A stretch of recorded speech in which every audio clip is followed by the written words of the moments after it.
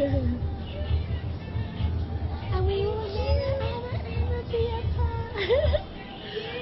Oh my goodness. I can't get enough of that thing. Bieber fever. I think I'm some Bieber fever here. Bieber fever. Okay. I think we'll move Bieber now. Oh, Bieber, you All have right. to go now. Come on, Bieber. Tina's turn. Bye, Bieber. Love you. Okay, thank you for staying with us.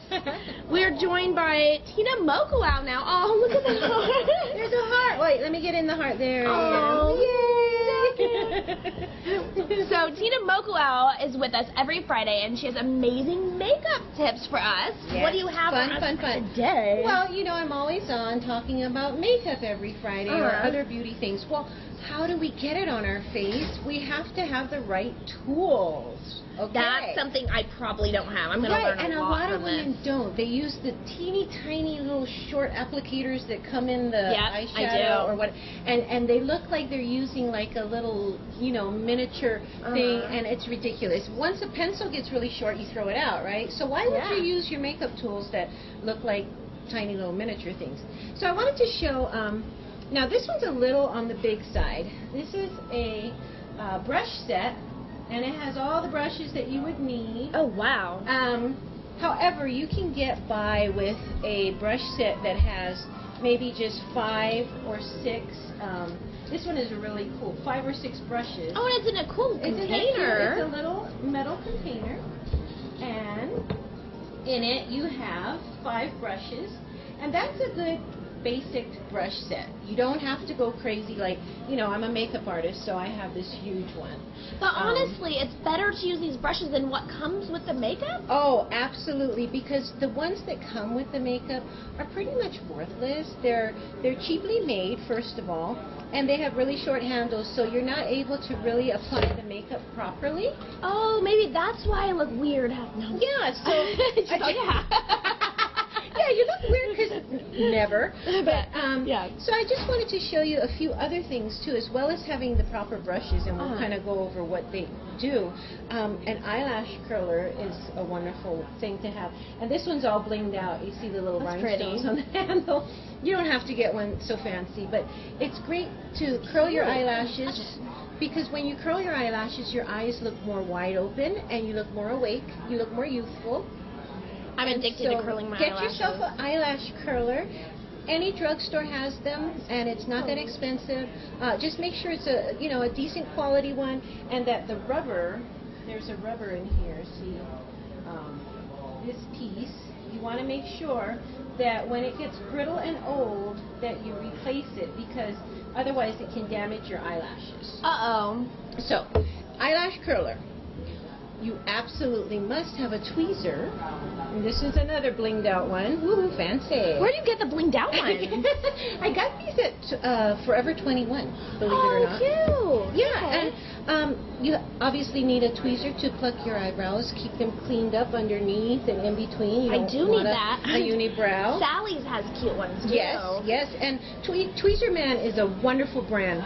It's a little more high priced, but they last forever, and you can even get them resharpened, and so those are a good investment. Another thing that you might want to carry in your purse, if you're going to be reapplying your lipstick, is one of these portable lip brushes. And see, it's metal on the outside, and then you just push this part underneath, and ooh, your little brush. And that way it keeps it clean and sanitary while it's in your makeup bag. So it's a brush, and then you put it on your lipstick or lip gloss? Yeah, you use it on top of your lipstick or lip gloss, whatever you're using, and apply it that way. And that's better than just applying lipstick normally? It is, because it really it draws on a perfect lip, and it makes it more even, and it's just more sanitary too. Okay. And of course you want to keep all your brushes and tools clean. Every once in a while you should be cleaning them, washing them. Then a few other things. How do you apply your foundation? Do you just use your hands? Or I don't even wear foundation. You don't wear foundation? Awesome. Well, she doesn't need it. Well, no, I use powder. Some of us need it. I've tried foundation and powder, and I don't think I do it right. Okay. Because your skin looks awesome, but the way I do it, it looks all caked on. Okay, so I don't do it right. We'll have to come on maybe next Friday and do foundation. how to do a perfect foundation. Anyway, so you want to get some good sponges. This one, I mean, obviously it's got makeup on it because this is my sponge. But this is a great one that you can get at Sephora, and you can wash it out with soap and then make sure it dries properly. And you can use it to apply every day your foundation. Or if you would prefer something more disposable, you can buy a whole bag of these wedges. And this is what I use on clients because you use it once and then you throw it away. So there's never cross-contamination or anything. And it's great for putting on foundation because it blends it really well. You don't want to have any marks or anything showing that, you know, oh, look, she's got foundation because I can see. Yeah, sometimes I see that on girls where it like stops on their face because they're doing it darker than their body. And so that's, you know, a really important tool is to have these sponges to be all blended in. And by the way, saying brushes is because there's also a foundation brush that you can use. If you prefer not to use sponges, you can get a foundation brush and apply your foundation that way. Which do you prefer? I prefer the sponge. This is my favorite. That's my all-time favorite. And when it gets, you know, to the point where washing it's not really cutting it anymore, I just throw it away and buy a new one. And how much do those run? These are about $6 at Sephora. So not too bad, you know. They cost more than these, but it's worth it because very spongy. That's and they're thick. You feel how very they're thick. But some people swear by the brushes, so whatever you prefer. Just make sure if you're going to use a brush for foundation that is synthetic, that is not real animal hair, because that way it won't absorb all the makeup into the brush. Oh, the animal hair absorbs it? It absorbs too much. So those are good for powders, but it's not good for liquids. Okay.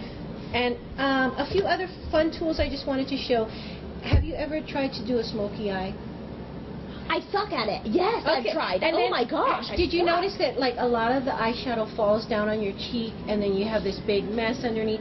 Well, this is a nifty little tool that Eyes, Lips, Face came out with, ELF for short. And you can get them at Target. You can get them online. And they're really cheap. And you just put it right underneath the eye while you're putting your shadow. So it doesn't... So whatever fallout comes out from the powder, it'll be on here. Oh, wow. And you just wash it off and so put it one away. hand holds it underneath the eye, and the other hand... You would just be like that, and then say you've got your eyeshadow brush, and you're doing your eyeshadow. And then anything that falls out will land on here instead of ruining your face. And, you know, there's other ways to do that, too. You could put a thick amount of powder and then whisk it off. Or you could use a tissue. But this is just a fun little tool that they came out with. So I thought I'd show that. And if you ever put on your mascara or your liquid liner and you mess up, then what do? It's like, oh, no.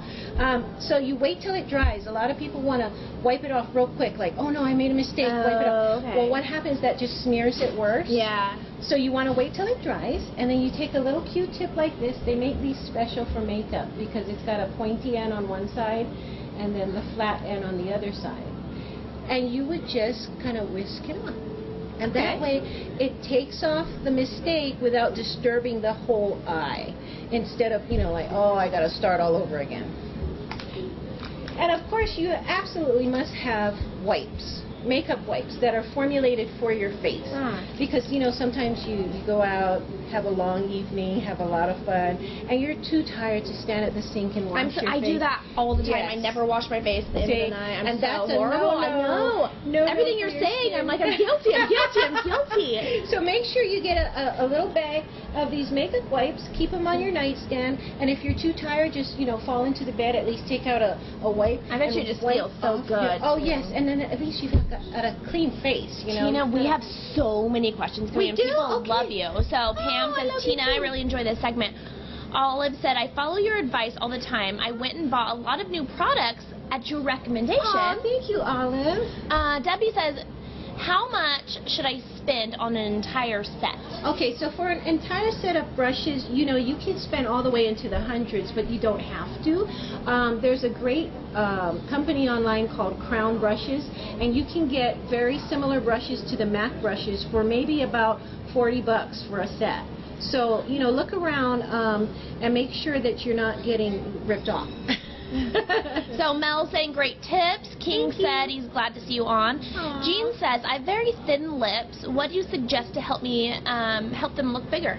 Oh, fantastic. Well, Jean, what you want to do is get a lip liner and line out just outside the natural line of your lip, and then fill it completely in, and then put lipstick on.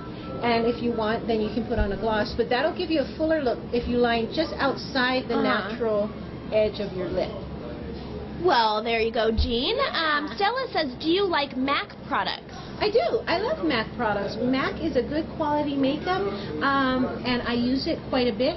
And, you know, if you can afford it, go get some. I love it. The colors are very highly pigmented. You know what I like about it? You can sit there in the chair and they'll match things for you. They'll put it on for you and they match things to your skin, because when you're in a drugstore, for example, you don't know. You just have to guess. Right. Exactly. Yeah, So, MAC is good. Benefit's also another good department store the one. main difference between a sponge and a brush, Erin wants to know? You know, it's really a personal preference. If you like the feel of having a brush in your hand, then you're probably going to like doing foundation this way. Okay. I like the sponge because I can grab it and I can really get in there and feel, you know, the blending and everything. So it's really, I would say, try both and see which one you like better. All right, wait, one more. Matt, I'm an actor and use a lot of makeup all the time, but my complexion is getting horrible. What do you suggest? Oh, no. Okay, make sure you're cleaning. Wash your face afterwards. Yes. You should be washing twice a day if you're using a lot of makeup. And make sure that the ingredients in your makeup does not have oil, because that can cause breakups too. So, you know, look around at what you're using and keep your brushes clean and whatever tools you're using clean, because you can always get bacteria on them and then you're applying them to your face. There you go. There's your advice. And Emma, do I use a lot of makeup? I don't know. I don't have any of these brushes or anything, so maybe not. Okay. Good advice. Tina, there's so many questions coming in. If they have questions, how do they contact you? Oh, please email me at tina@loadedtv.com. And it'll go right to me, and I'll be able to answer your questions. Either I'll email you personally, or I'll answer it on the show for you. And you can find me on Facebook, too. So, Tina Mokuau, the makeup artist. Well, there you have it, folks. Thank you so much, Tina. Coming up is Joseph talking about jammies. Woo, jammies. We'll be right back.